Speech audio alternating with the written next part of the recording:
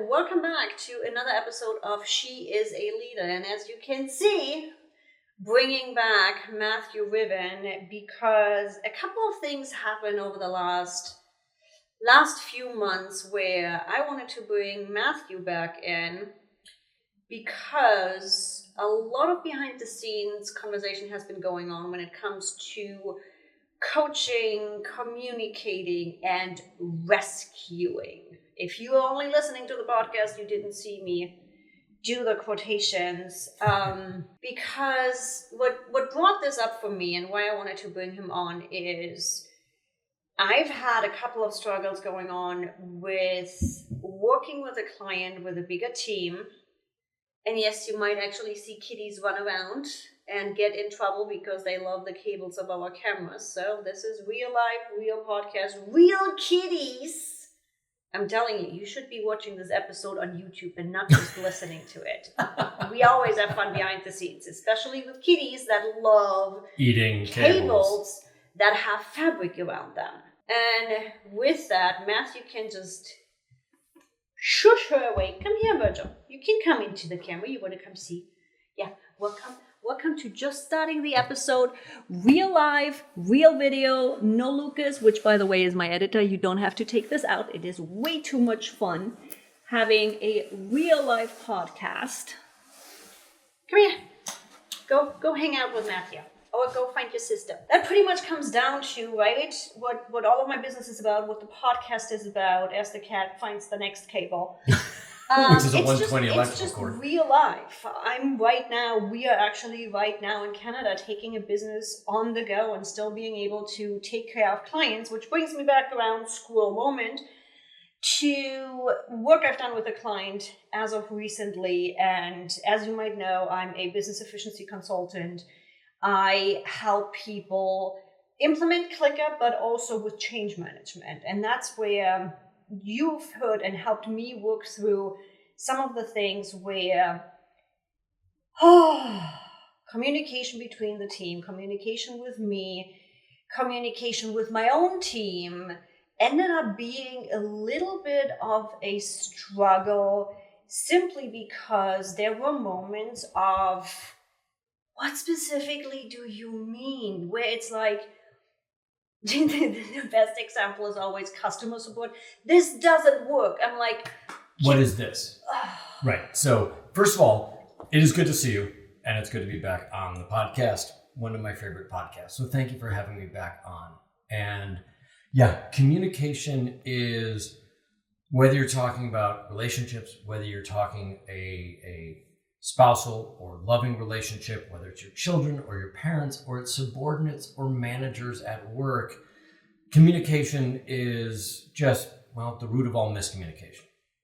Ain't that the truth? Yeah. So we've talked in the past, one of the things that was the object of communication is not to be understood. It's to be impossible to misunderstand.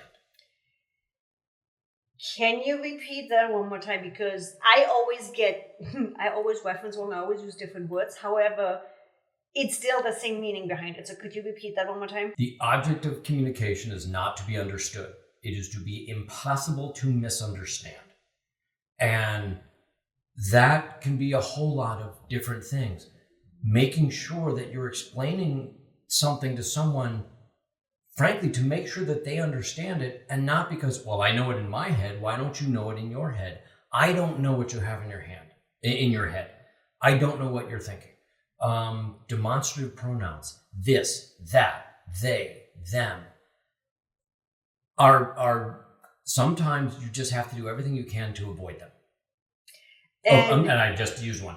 Avoid the demonstrative pronouns. Because people will not understand, what did she mean by that? What did she mean by they? And sometimes that can be just enough of a confusion point. People aren't going to know what you're talking about. And to give you a couple of specific examples, one of the things I often bring up when I talk about perception, which feeds into this clear communication, is think of the color red. The chances are that the gradient and the variation of the type of color red that you think about is not going to be the same shade as the one I'm thinking about. So being precise helps with that. And then also, we have a disadvantage with the English language. We had in a personal conversation the example of somebody said, "Hey, I would love to grab dinner with you." You, great. Is that a singular or is that a plural? This is somebody who knew us. They met us when we were together. And so when they said, it'd be great to have you for dinner, were they talking about you individually or both of us individually or me? And you just didn't know. Yep. So those kind of communications are an issue. I need this done as soon as possible. As soon as possible, meaning, do I have to stay late and have this done by 10 o'clock because you need it by 7 o'clock in the morning? Do you need it by Friday? Is it okay if I do it Tuesday? As soon as possible. Possible for you and possible for me are going to be different. Yep. And so all of these communications come into play. And we haven't even yet talked about the nuance of power in games. Because, to dive into that immediately, the way we relate to power and getting our needs met goes back to our family of origin. We'll go back to our first 0 to 18 months. How we learned in our family of origin to get our needs met is the way we're going to use power for the rest of our lives until such time as we change that, actively and mentally go in and change that. And most people don't. So if you had to play games with your family of origin to get your needs met, to get mom's attention, to get dad's attention, if you had to play games, you're going to continually be playing those games the rest of your life, whether you're talking about a lover or you're talking about a subordinate or manager at work. And those games were great when you were a kid because they got your needs met. It's how you had to relate in your family of origin, and there's no problem. There's nothing you did wrong. But No. when you get to adulthood, the games are just the crazy-making things that you find annoying in that person, and you hate working with that person because, oh my God, the way they just game things. They don't tell you what they want. They miscommunicate. That's the crazy-making stuff they had growing up in their family of origin. But it now no longer works when we're adults. Now, talk about clear communication. Can you give me a precise example of playing a game? Because again, there is so much perception where I'm like, okay, where do I take, quote, playing a game? Yeah, there's Yes But is a great game, and that'll lead us into the triangle and everything else. So yes but. You ask me for assistance with something. Mm-hmm. And side note, we're going to jump on a tangent here. Most guys want to help their partner. They want to help their lover, their spouse, whatever. So the spouse comes in and they're venting about something, and the man immediately jumps into white knight syndrome and comes in to help. Have you done this? Have you done this? Have you done this? How about this? Can you try this? Can you try that?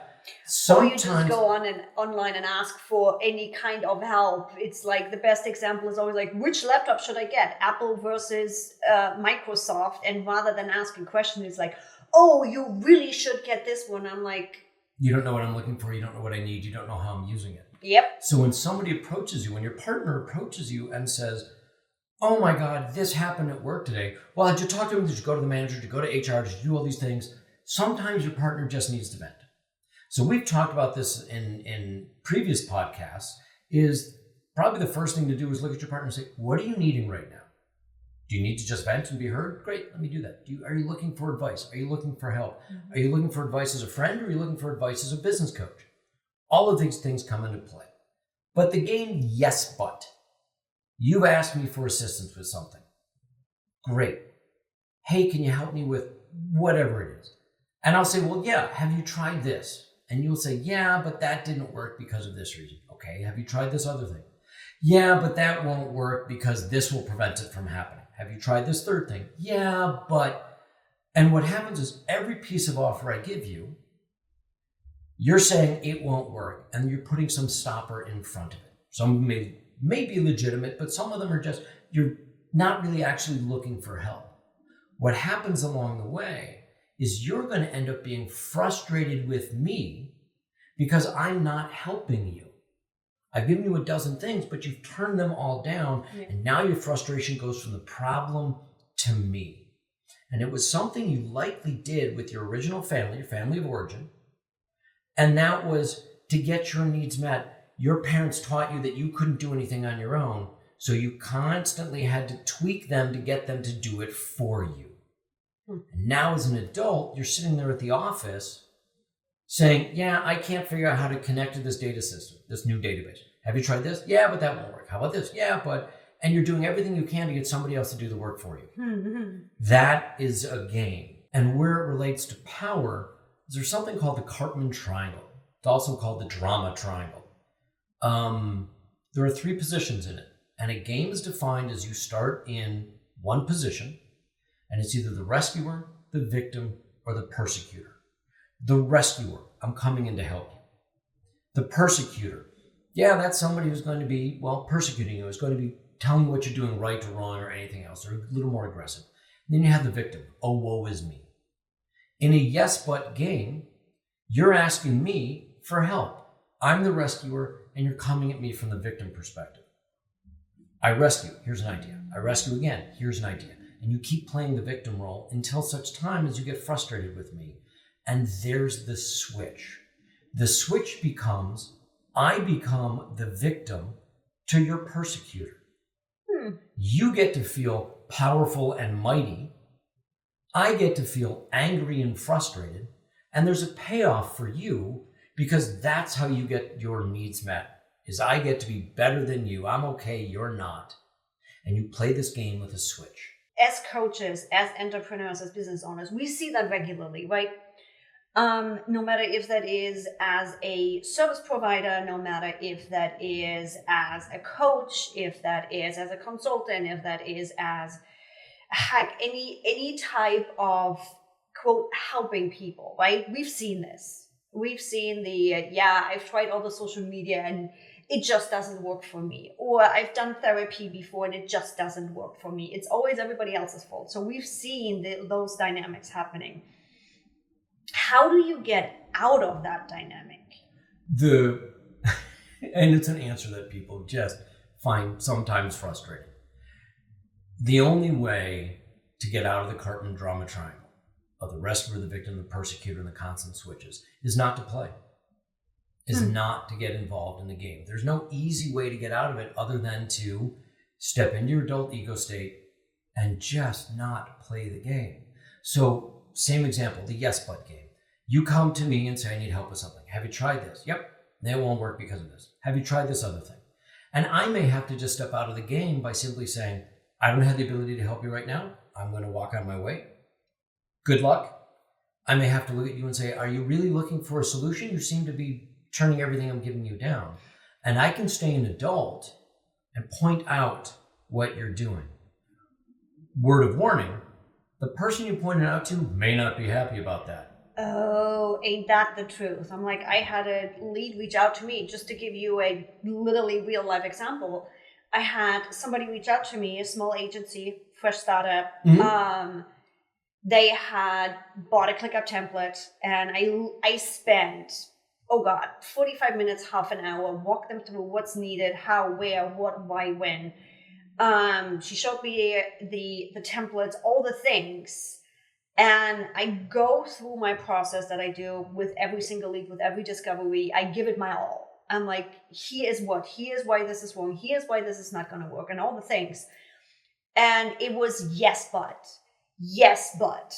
And we ended the call with me being completely exhausted and her pretty much saying she's not going to, quote, waste the $250 that she spent on the template, even after I told her it's complete shit.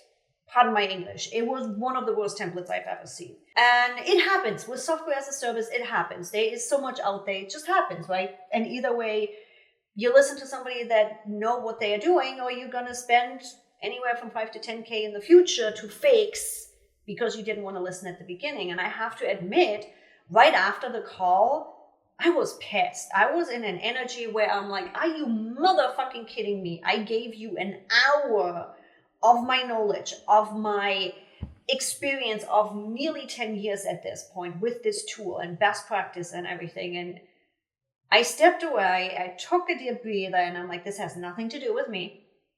It's a limiting belief, it's a money belief, whatever it is, it doesn't even matter what it is, it has nothing to do with me. And I did exactly what you said. I emailed that CEO, I emailed that founder, and I'm like, I'm sorry, you are not listening. I gave you all the data points. I gave you the exact steps that you need to do and told you that you rather write off the template because it's going to end up being a shit show and you don't want to listen. We are not working with each other. You are not ready to do what needs to get done. And honestly, there was a little bit ego involved in that too, where I was like, you know what? Good riddance. I've done this back in the day with web design. You're going to be back in 6 to 12 months. And it's a very common process. So when you don't recognize, and you and I have worked on this some, when you don't recognize what's going on, I want to rescue them. You want to rescue them, you want to go back and fix them, armor. And you want to rescue them, but they've already made the switch. You came out frustrated. So you had a game played on you. There was the con, there was the switch, and there was the payoff. The payoff is they got to think to themselves, well, nobody can help me, or Evie's not all that good, or whatever they needed to think to be frustrated, or to think that they're better than you. And you got your anger. So you realized after the game had been played what happened, and you wrote them off and you separated, and that's their stuff, not mine, and you separated from them and said, I wish you luck, I'm not going to be able to help you. That's stepping out after the game. The next process is you're going to figure out when that game is going on, when either you're playing it or others are playing it on you. And what you can do earlier on is in that conversation, before you got to an hour and all the frustration, you may have been 20 minutes into that conversation when you have to think to yourself, hang on now, I've given you a number of options, they don't seem to be working. Are you actually looking for a solution? How can I actually really help you? Sometimes what somebody's wanting you to do, and we talked about this, they want you to care more than they do.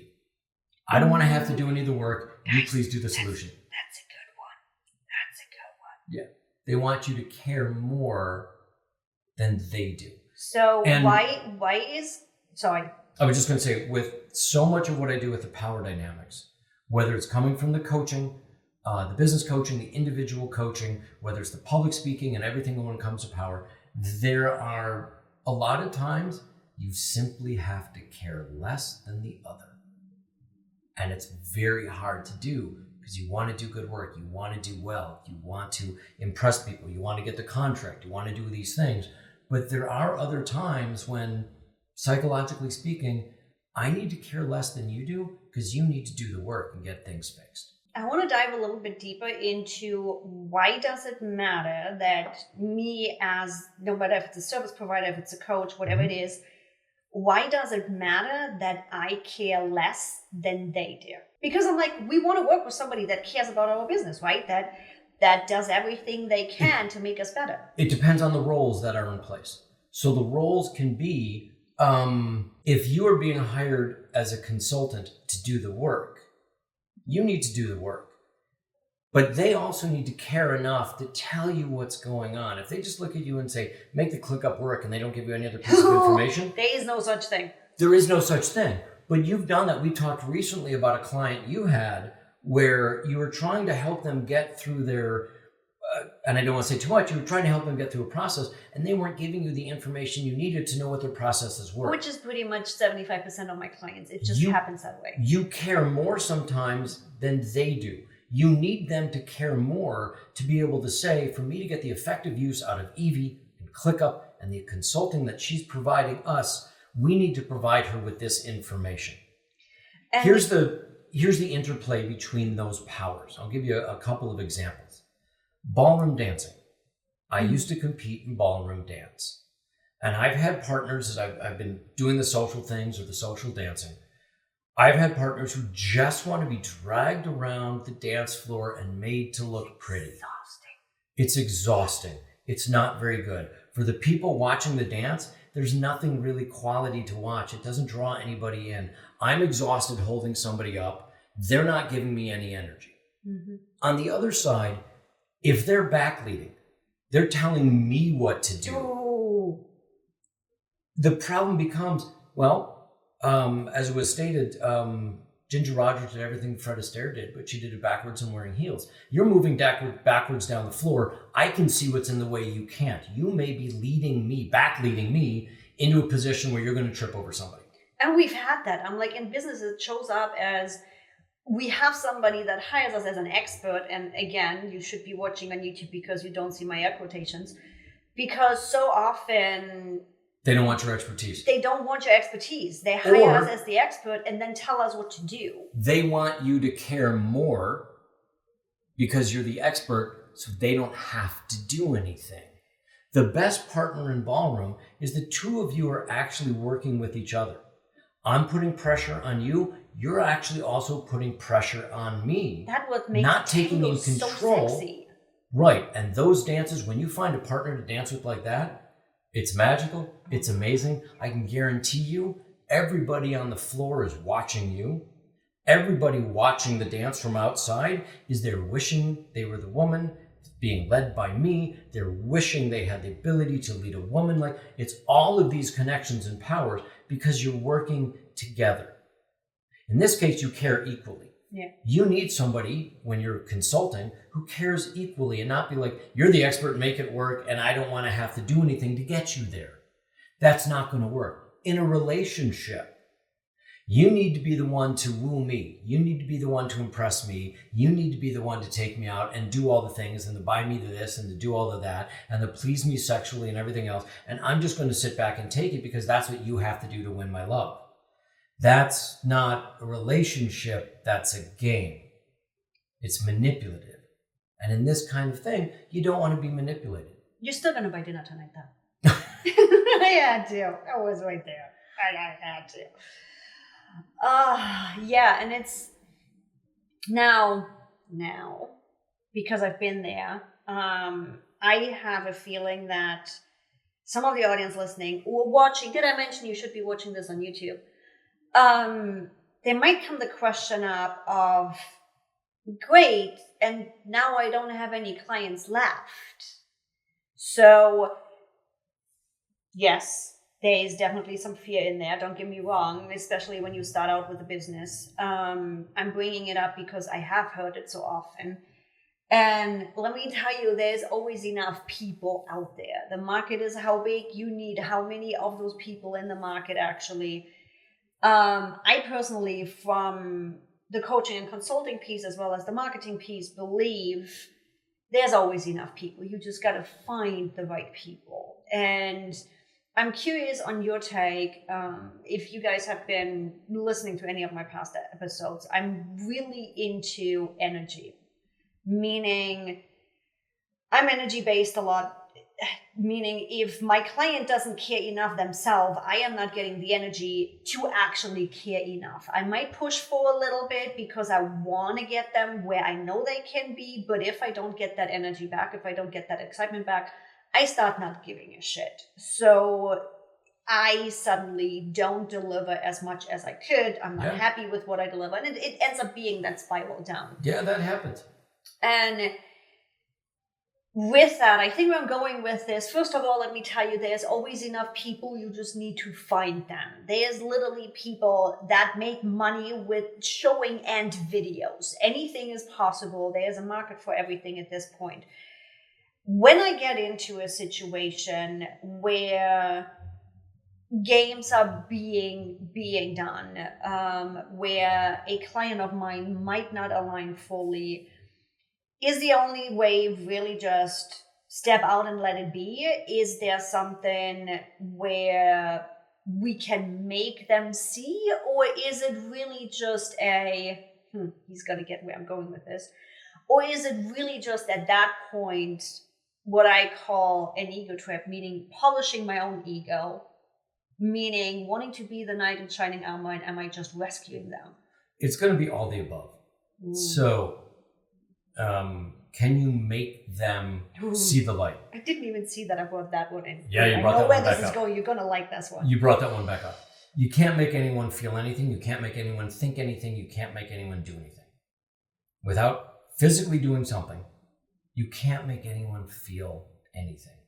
So you've had that person at work. You've had that person in your life, that lover, the friend, the whatever, who, oh my God, they make me so angry. They're not making you so angry. You are choosing to get angry based on something they've done. And that also means you can choose not to get angry. When it comes to the energy you get with a client, The energy you put out is the energy you're going to get back. Now, are there people in this world that you can put out the most amazing, incredible, oh, this is fantastic, let's work together and be spectacular, and there's someone, and they just don't, they're not picking it up. They're not going to do it. Yeah. And the best thing you can do to prevent burnout and getting frustrated and everything else is just turn that energy down and give them what they need and go finish up what you need, if especially from the entrepreneurial route. Keep the client long enough to get the revenue to do what you need to do to keep your company afloat and go find other clients. Now, it's never going to get perfect. It's never going to get 100% better. You are never going to have only clients that you absolutely love working with. You're never going to find 100% of that. If it happens, enjoy those couple of months, because once some of those contracts finish up, you're going to replace them with contracts of people you just don't love working with as much. You're always going to have those types of things. You're always going to have people that you work with. I absolutely love working with him. I can survive working with her. Yeah, God, I don't like working with him. And you're going to find that with people you have. Put out the energy it needs to get the work done. Don't worry about the fact that it's not all perfect all the time. And take care of yourself while you're doing it. I used to be stuck in a spiral of chastising myself, for that matter, where I'm like, I'm not good enough to have the good clients, where stress was normal, where I needed the drama and the adrenaline and just the shitty business, let's be honest, because it's the only thing I knew.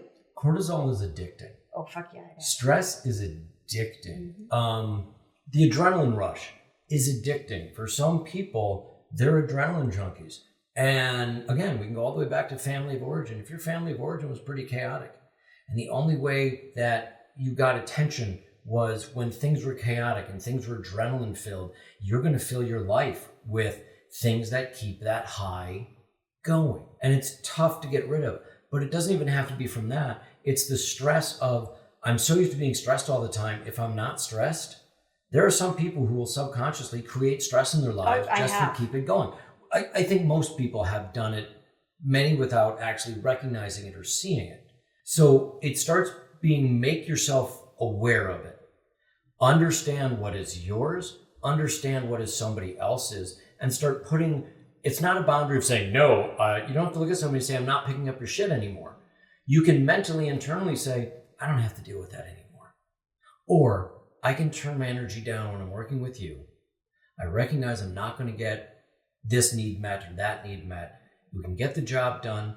I may have to be a little more harsh with my language. I may have to be a little more specific with the way I'm saying something to make sure it gets through your thick skull. We all have people we work with like that. And for other people, it's easy and you're in synchronicity and everything just glides perfectly. So that's their energy. This is my energy and I can control this. No, I really want to get rid of this client. And when I can replace them, I may let them go.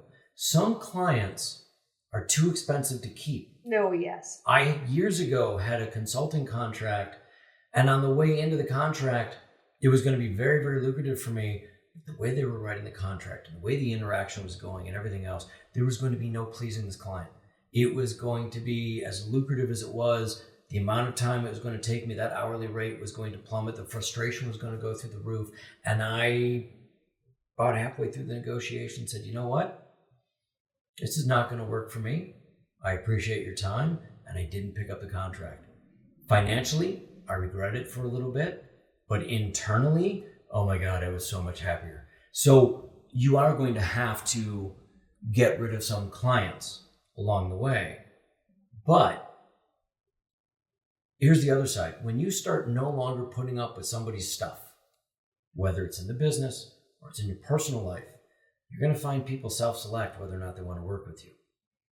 So I know you wanted to talk about that. Yeah. There's two pieces actually here. So on the coaching side of my business, one of the biggest things that comes up when I coach and consult with entrepreneurs is because I come in when they scale, meaning they started out as a founder, they might have at this point 1 or 2 part-time people and they're hitting their ceiling.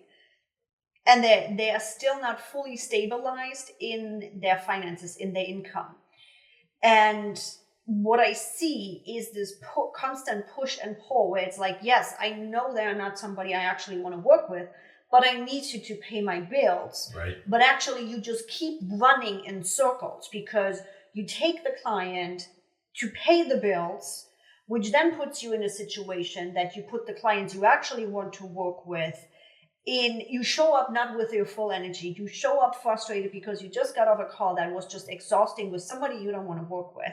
So you're not showing up fully 100% for the couple of clients you want to work with, as well as them coming around, spending more time. You're not getting the hourly, and it's a constant circle of running around, of not getting out of the situation. So I slightly disagree with you of replacing the income of the client that I don't want with. That happens fine on big contracts. But if it's, for example, a service provider or an implementer on somewhat small but still painful income, I have seen them literally run in circles, not getting out of that because they don't say no to that client and fire them early enough. In that case, the dilemma starts to become, if I don't get rid of this client, I cannot show up with good energy and what it takes to draw in the better clients and the clients I want to work with. If I do get rid of the client, I'm going to be out of a job, I'm going to be out of a business, and I'll never get that other client anyway.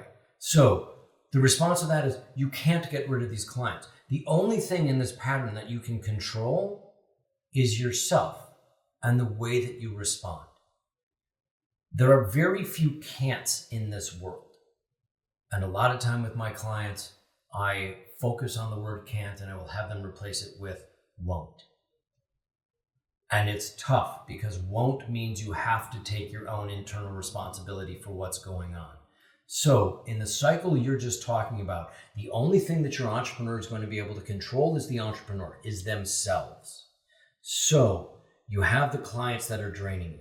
What is it going to take for you outside of work to recoup your energy and to put yourself in a good place? What is it going to take for you in work to be able to handle this client in such a way that they're not so abusively draining to you? If it's getting out of the drama triangle, that's one thing. If it's limiting them in terms of the hours you can provide or making sure that you're giving you the information you need to get your job done in a more efficient and productive manner, then do that. But there's very few can'ts. So you're saying the next time I have a client and I'm searching for a client, I need to show up with good energy. What does it take for you to show up with good energy? Because energy is pretty much, in many ways, not all, in many ways infinite. You can show up with immaculate energy a half an hour after the most horrible, draining meeting. Figure out what it takes for you internally, whether it's working with a business coach, whether that's working with a personal coach, a power coach, a life coach, if it's me or it's somebody else. Figure out what it takes for you to, all right, you know what? That was a hell meeting. I need to take the shoes off and go walk outside in the grass for 5 minutes and feel the sunshine on my face. Wow, and that's great. And then come back into that meeting to meet with that next client and show up with the energy that's needed so that the energy you're putting out is going to draw on the energy that you want back in. And these kinds of things, cleaning up yourself and controlling yourself, is going to get you out of that spiral that's going to burn you out. It's going to stop any sort of business death spiral. It's going to help you in your relationships at home with your spouse or your significant other. Because if you think about what you just described, it's not just trying to get the next client and not showing up with good energy.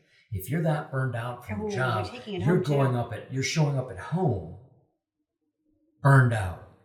And whether that's showing up at home burned out for your pets, or whether that's showing up for your significant other, or trying to find the significant other, or it's just for yourself to be able to go to the gym and do it efficiently and effectively and enjoy what you're doing. And not hurting yourself. Without hurting yourself or struggling.